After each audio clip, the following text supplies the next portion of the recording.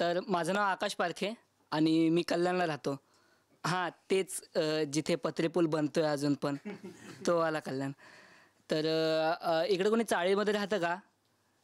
चाळ चाळ चाळ चाळ म्हणजे अशी बिल्डिंगवाली चाळ नाही का, 2 मजल्यावाली, ती सेमी बिल्डिंग होते ती.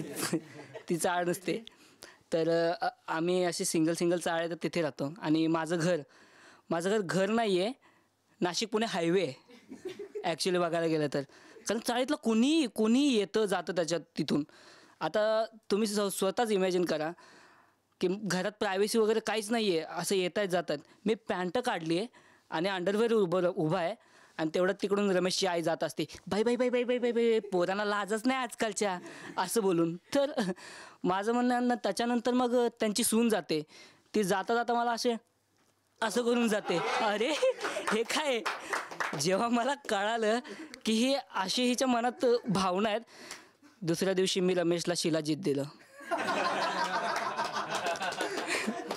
आणि मग नंतर अशाच गोष्टी घडत गेल्या. आणि नंतर मग काही वेळानंतर मग आता बायकांचं ऑब्झर्वेशन तुम्हाला सगळ्यांना माहिती आहे कसं असतं, खूप बारीक असतं बघायला गेलं तर. आणि आतापर्यंत तरी मला फुल गॅरंटी आहे की एरियामधल्या सगळ्या चाळीतल्या लोकांना माहिती असेल की माझ्या बॉडीवर कुठे मॅजिक तीळ आहे म्हणून. मॅजिक तीळ म्हणजे. आणि हे ऑब्झर्वेशन आहे ना बायकांचं, लहान पोरं असतात, त्यांचे टोपण नावं निकनेम वगैरे ठेवतात. ते ठेवताना कुठे जाताना नेमकं मला कळत नाही. म्हणजे तुम्ही उदाहरणार्थ घेऊ शकतात, गोट्या, बंटी, पप्पू, चिकू. रमेशच्या आईने त्याचं नाव ठेवलं होतं छोटू. ते का ठेवलं ते कळालं नंतर म्हणजे मला. तर आणि नंतर मग शाळेमध्ये पण असं घडतं. शाळेमध्ये एखादा मित्र असतो, त्याचे खूप मारतात लोक, खूप मारतात, पण त्याला काय वाटतच नाही, कारण नशीब पण त्याची मारतच असतो, तासच असतो सारखे. तर अशाच वेळी मग शाळेमध्ये मिरवणुका, प्रभात फेरी आठवत असेल कोणाला तरी, सगळेजण नारे लावतात, झाडे लावा झाडे जगवा, पाणी अडवा पाणी जिरवा. तर आमच्या वर्गात इकॉनॉमिक्सचा सर होता, तर त्यांनी नारा काढला होता, म्हणजे वेगळीच चुत्या गेले ह्या टाईपमधला. तर त्याने नारा काढला होता की माकड बोले हुप हुप, झाडे लावा खूप खूप. म्हणजे उगाच काही, तर माकडाला माहिती पडलं तर तो किती कॉन्ट्रोवर्सी करेल. आणि आजकालची मीडिया तर तुम्हाला माहिती आहे काय कुठं काय चिपकून देतात.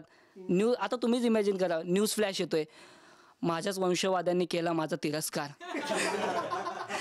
माकडाची इज्जत काढली माणसांनीच, अशा गोष्टी. मग ह्या गोष्टींना काय अर्थ उरत नाही ना अशा. तर असं होतं. आणि माझ्यासोबत होता रमेश आणि माझ्या वर्गातच होता तो. फक्त फरक एवढा होता की तो माझ्यापैकी तो 4 वर्ष नापास झाला होता आणि माझ्यासोबत होता. आणि सर आले तिथून आणि बोलत आहेत की अरे पोरांनो एक्साइटमेंट दाखवा.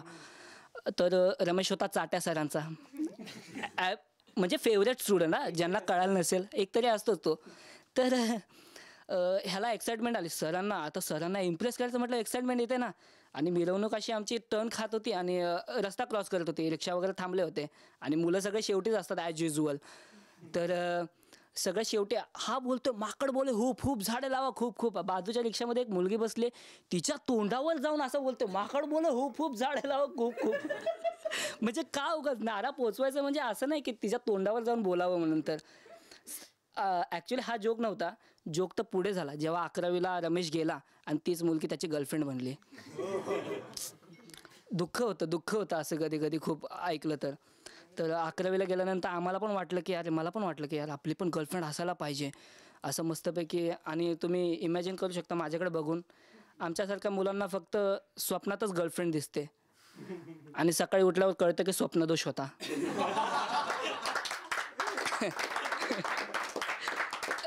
तर स्वप्नात असं चांगलं छानपैकी मी गर्लफ्रेंड पटवली, गर्लफ्रेंडसोबत चालतं आहे पूर्ण कॉलेजमध्ये आणि मागे मस्त बॉलिवूडचा बॅकग्राऊंड म्युझिक, ला ला ला ला ला, अशा गोष्टी. आणि नंतर मग गेल्यानंतर पुढे आता एक कपल असतं, कपल गोल्स काय असतात की एखादी रूम भेटणे.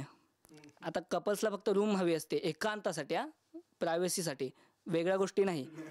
घाण विचार आणू नका.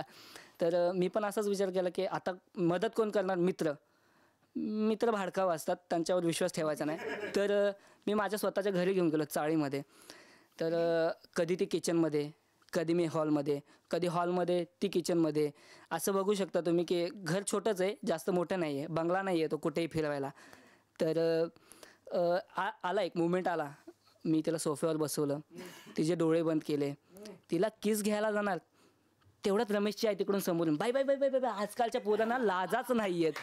आणि तिकडे मागच्या रूममध्ये जाऊन माकड बोले खूप खूप झाडे लावा, खूप खूप झाडे लावते. Okay, that's all from my side. Thank you very much.